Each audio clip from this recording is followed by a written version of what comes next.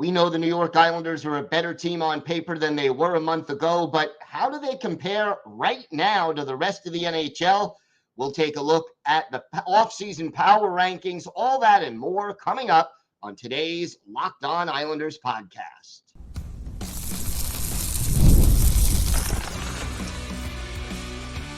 Your Locked On Islanders, your daily podcast on the New York Islanders. Part of the Locked On Podcast Network, your team every day. Welcome, everybody, to the Wednesday edition of the Locked On Islanders podcast, part of the Locked On Podcast Network, your team every day. I want to thank everyone who makes Locked On Islanders your first listen every day.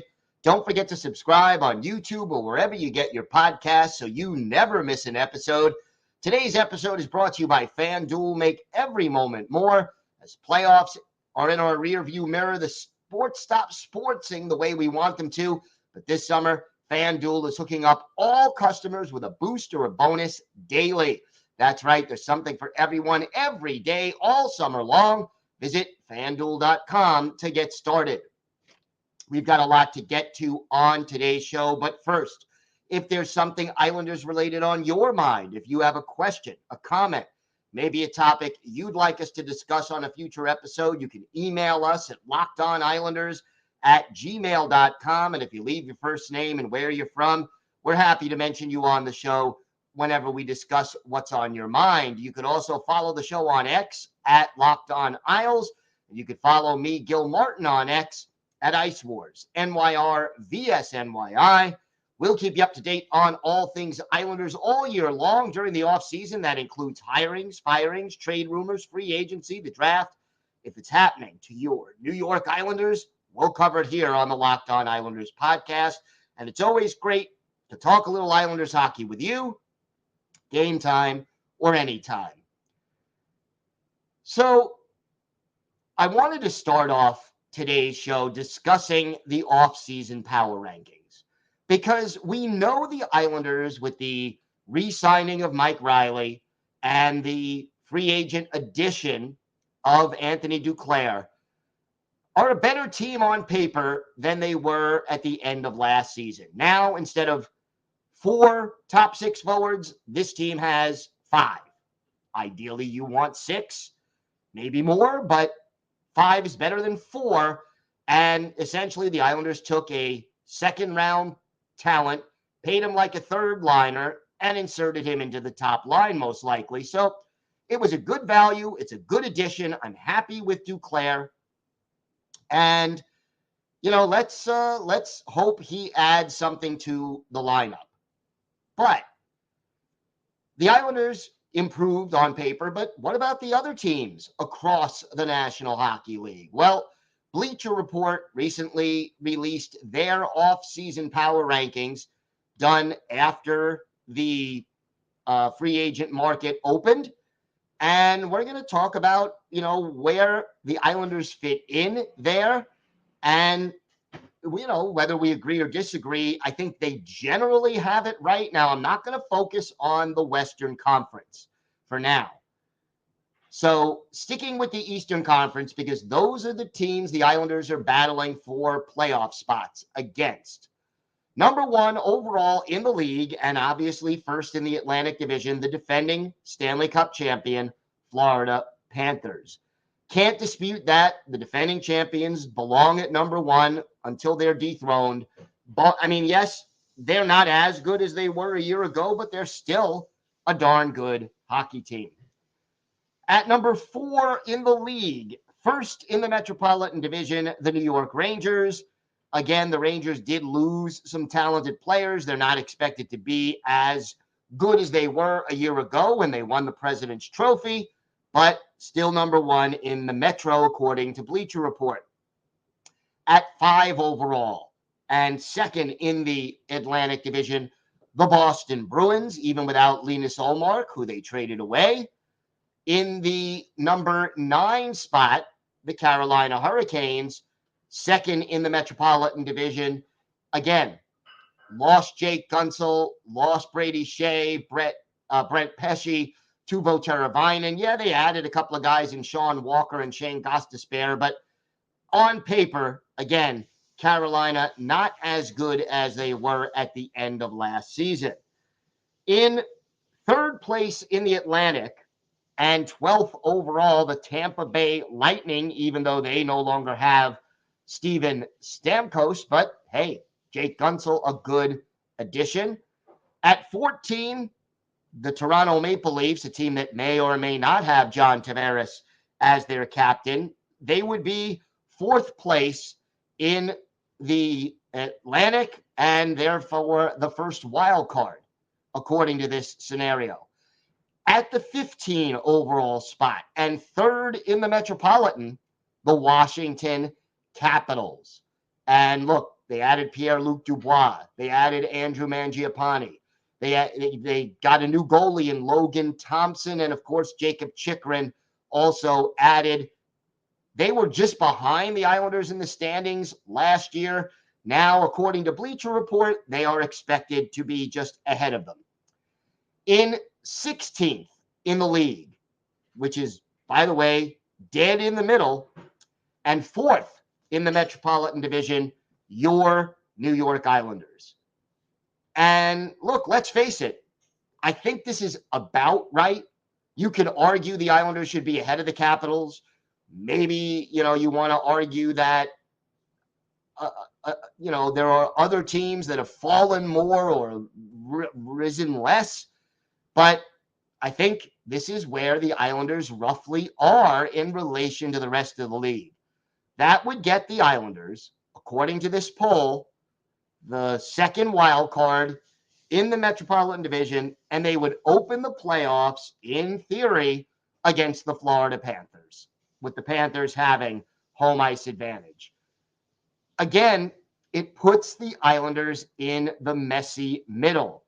Not good enough to be legitimate Stanley Cup contenders, but a team that's going to finish somewhere between 7th and 10th in the conference, either just going to make or just going to miss the Stanley Cup playoffs. And a team that, if Ilya Sorokin gets hot, if certain things break their way, can they upset a team, maybe even two? Yeah, but to win a Stanley Cup, you'd have to upset 4 teams on the way. And that's easier said than done. By the way, closing out the Eastern Conference, 17th overall, 5th in the Atlantic, the Red Wings. The Devils, 19th overall, 5th in the Metropolitan Division. The Buffalo Sabres, 20th overall, 6th in the Atlantic. They're followed by the Flyers, who would be then 6th in the Metropolitan Division. The Penguins, 7th in the Metro, 22nd overall on the list. And the Ottawa Senators, 26th overall. They're 7th in the Atlantic. 28th overall, 8th in the Atlantic, the Montreal Canadiens. And then last in the league, as of right now, according to Bleacher Report, and 8th in the Metro, the Columbus Blue Jackets. We'll see, again, if anything changes. And look, players are going to get hurt. Players are going to surprise. Players are going to disappoint. Things will happen. But the Islanders remain a team that is not good enough to be considered a legitimate Stanley Cup contender and is not bad enough to be getting that next generational talent at the top of next year's draft. So it keeps them in the messy middle. And as you know, everydayers, this is something I feel absolutely must change. And Lou Lamoriello continues to try to win now. That is his MO. That is where he stands all the time, it seems. But at the end of the day, unless this team can take this core and become a Stanley Cup contender, or whether this core kind of falls apart and they become a team in need of a major rebuild, they're going to be stuck in the messy middle. And I don't think that is really it's just a frustrating place to be organizationally. Now, the Islanders prospect pool has gone up in its rating after the draft. We will have coverage of that later on this month. But that being said, they're still in the bottom third of the league easy. And there are not a lot of prospects who are NHL ready now to step into this lineup and give this team a big boost. All right. We have got more to get to on today's show, including why another move, and not just the trading of Oliver Wahlstrom, which we're expecting, but another actual move is likely for the New York Islanders before the season starts. We'll talk about that, plus which teams may want JG Pageau in a trade or who could take him on. And for our Islanders birthday of the day, one of the most popular Islanders players in the 70s, who happens to be the team's all-time shutout leader, even to this day. We've got that and a whole lot more coming up on today's Locked On Islanders podcast. Today's episode is brought to you by your friends at eBay Motors. Passion, drive, and patience. The formula for winning championships is also what keeps your ride or die alive. eBay Motors has everything you need to maintain your vehicle and level it up to peak performance. Superchargers, roof racks, exhaust kits, LED headlights, and more. Whether you're into speed, power, or style, eBay Motors has you covered. With over 122 million parts for your number one ride or die, you'll always find exactly what you're looking for. And with eBay Guaranteed Fit, your part is guaranteed to fit your ride every time or your money back. Because with eBay Motors, you're burning rubber, not cash. With all the parts you need at the prices you want, it's easy to make your car the MVP and bring home huge wins. Keep your ride or die alive at ebaymotors.com. Eligible items only. Exclusions apply. eBay Guaranteed Fit only available to U.S. customers. Are you watching Fox Sports or ESPN on your TV all day? Have to turn down the volume with all that shouting? Make the switch to Locked On Sports Today, a free 24/7 streaming channel programmed for you every day to bring you the biggest sports stories without all the screaming. Locked On Sports Today brings you can't-miss analysis, opinions, and news, and it's streaming 24/7 on YouTube or the free Amazon Fire TV channels app. Part of the Locked On Podcast Network, your team every day. So I'm going to give you a reason now as to why the New York Islanders are likely to make another move before the start of the regular season. Hopefully before the start of training camp, but definitely before the start of the regular season. Here's why. Right now, the Islanders have about $1 million worth of cap space left, depending on whether or not you count Maxim Siplakov on the NHL roster or, some other player, whether they bring back Wahlstrom or Ishkakov. It's likely going to be Holmstrom. But as of right now, the Islanders have 900 and change in cap space. Guess how many players the Islanders have right now at the NHL level under contract? Try 20. If you add Simon Holmstrom, assuming he signs his qualifying offer, get you to 21. That means that you're allowed to have a roster with 23 players at the NHL level. Usually there's 3 players who sit out a game. For the Islanders, it's mostly been 2 forwards and a defenseman. Sometimes it could be 2 defensemen and a forward. You can have a backup goalie, as a black ace. But whatever the case may be, if the season started today, the Islanders would not be able to field a full roster. They would actually only have, if you're dressing 6 defensemen, 2 goalies, 12 forwards, that's 20 players for a game. If you have 21 players on your roster, you have exactly 1 extra player, and you don't have enough cap space to bring up another. If somebody gets injured, let's just say a forward gets injured. So you can plug in one guy, whether it's Hudson Fasching or Julian Gauthier, whoever's not making the team. in the starting lineup. You plug in one guy, and that's it. That is not the way you want to go when creating an NHL roster. In fact, it would be ill-advised unless someone is so badly injured that they go on LTIR. You don't have a way of getting another player on your 23-man roster without some additional cap space. So, again, if you assume Simon Holmstrom signs with the New York Islanders, signs his qualifying offer, the Islanders are all but out of cap space. And realistically, in a bad spot to start the season, especially if injuries hit. Now, this is why I will say that if the Islanders trade Oliver Wahlstrom's rights or sign and then trade Oliver Wahlstrom, either one is possible. They are most likely not getting a player in return unless it's part of a bigger deal.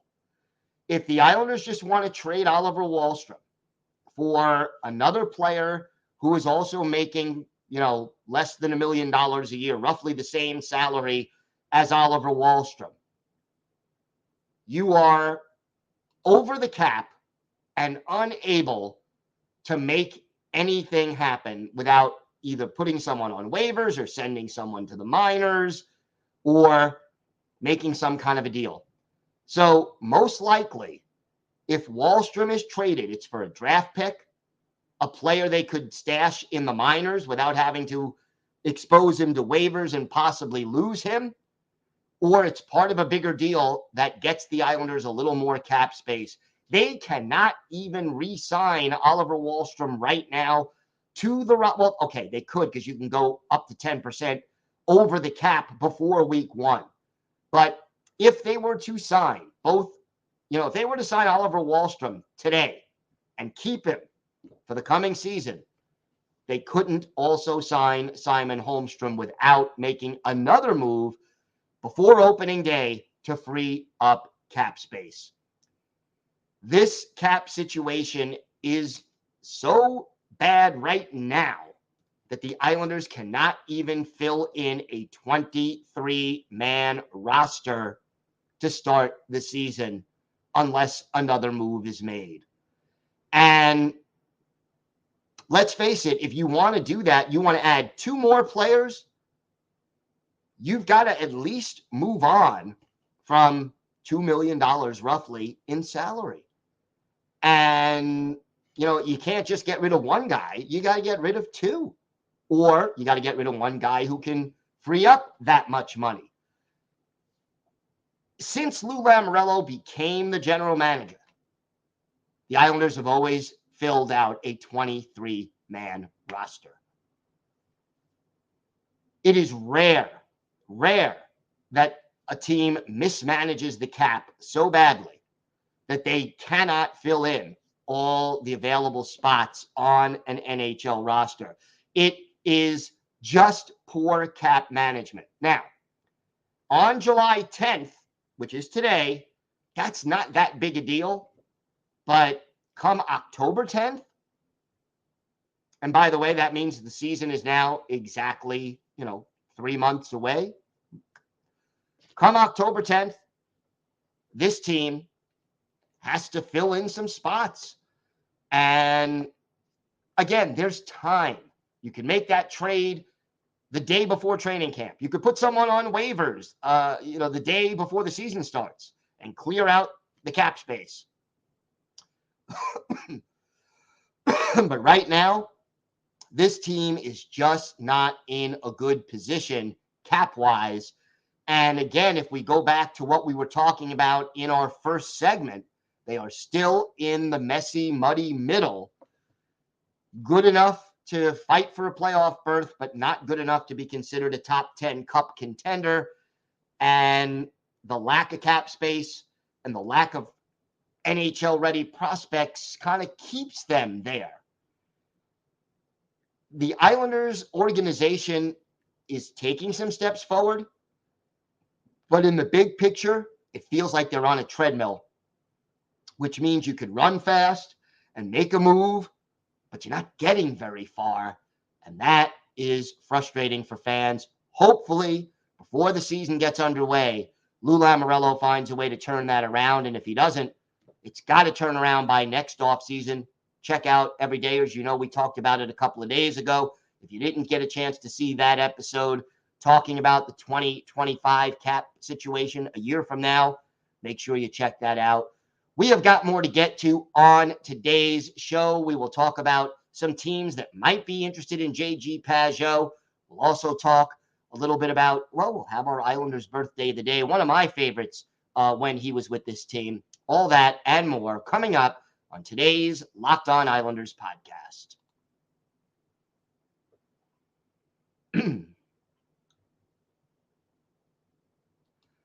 So,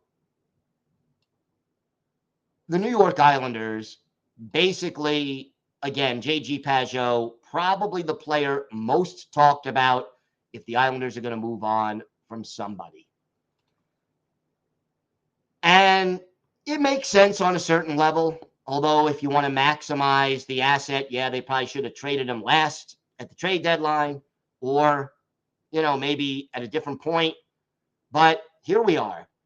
So in order to take on what is admittedly right now a bad contract for JG Pageau, $5 million a year for a guy who gave you 11 goals and 30, barely 30 points over the course of a season, especially over the course of a season where he played all 82 games, 11 goals, 33 points, not going to get it done. You need a good team that has a little extra cap space that they're willing to take on some bad contracts.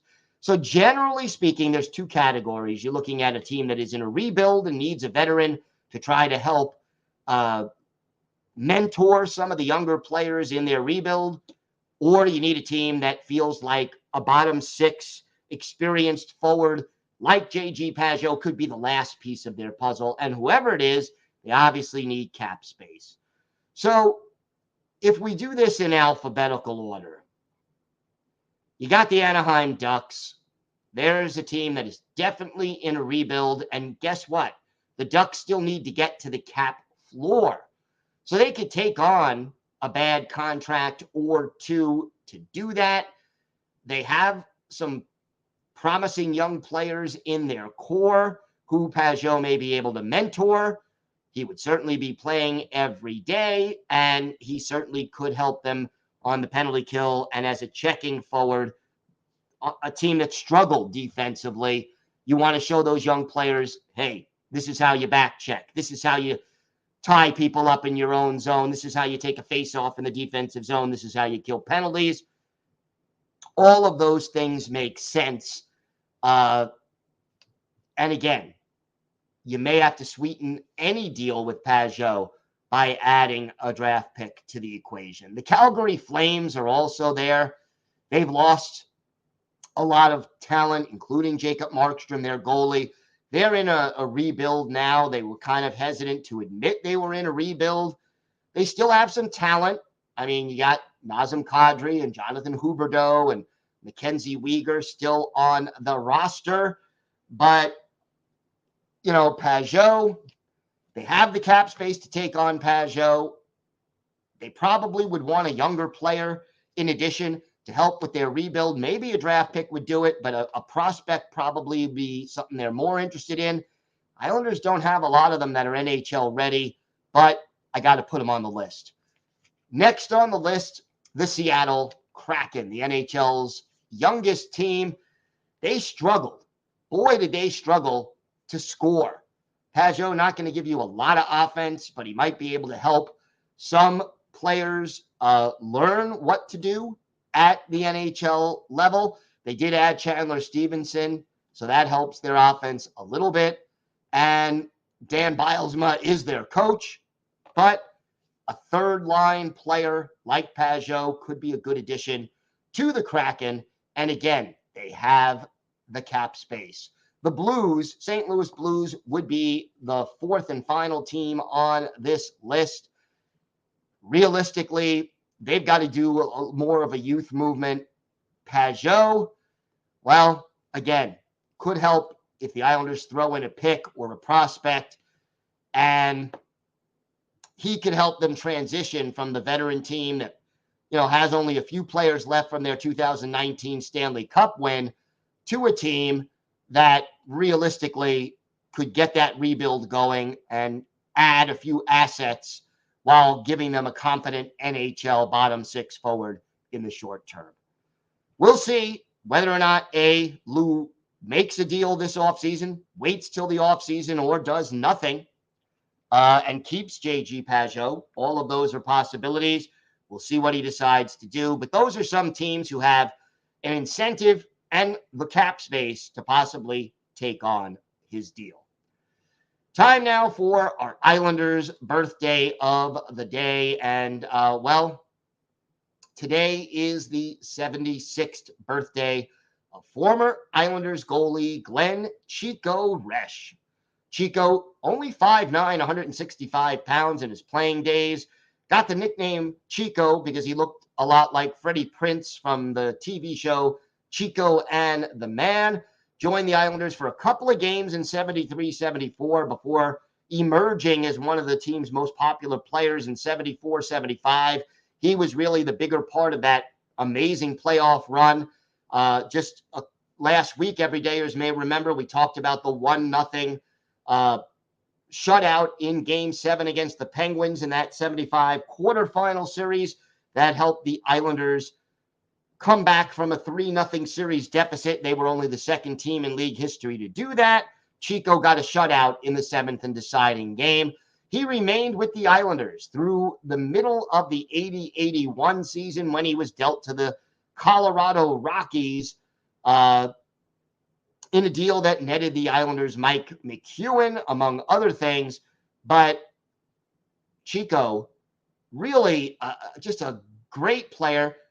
One of the first goalies to paint their masks. He had a map of Long Island on the front of his plexiglass mask. Still to this day, the Islanders' all-time shutout leader with 26, including 7 in the 1975-76 season. After leaving the Islanders, played for the Rockies. They became the Devils. Finished his career with the Flyers in 86-87. Chico played in 571 games, ended up with a .328 career goals against average and an .891 save percentage. Obviously playing for some of those Rockies and Devils teams in the early to mid-'80s did not help his statistics. One of his better games as an Islander, how about October 23rd, 1975, Islanders hosting the Flyers in a Patrick Division showdown at the Nassau Coliseum. Wayne Stevenson, the goalie for Philadelphia. Chico Resch, obviously the goalie for the Islanders. As usual, some rough stuff in this game. Back then, the Broad Street Bullies among the toughest teams in the league. But goals by Bob Nystrom, Dennis Potvin, and J.P. Parise helped the Islanders win this game 3-0, a 30-save shutout for Chico Resch, and the fans used to chant, Chico, Chico, anytime Resch made a big save. Glenn Chico Resch worked many years, still working for the Devils organization in their broadcast booth. One of the nicest guys you ever want to meet, somebody who I could talk hockey with all day long, and just a class act. So happy birthday to Glenn Chico Resch. Today, he turns 76, and Chico is our Islanders' birthday of the day. Locked On has launched the first ever national sports 24/7 streaming channel on YouTube, and now it's also available on Amazon Fire TV in the free Fire TV channels app. Locked On Sports Today is here for you 24/7, covering the top sports stories of the day with the local experts of Locked On, plus our national shows covering every league. Find Locked On Sports Today, now available in the free Fire TV channels app. We will have more tomorrow, some more of the latest Islanders news, notes, and happenings. Again, during the rest of this offseason, we will take an in-depth dive of the Islanders prospects, their draft class, and a lot more. So make sure you join us for that. Until then, have a great day, everybody. Stay safe. And of course, let's go Islanders.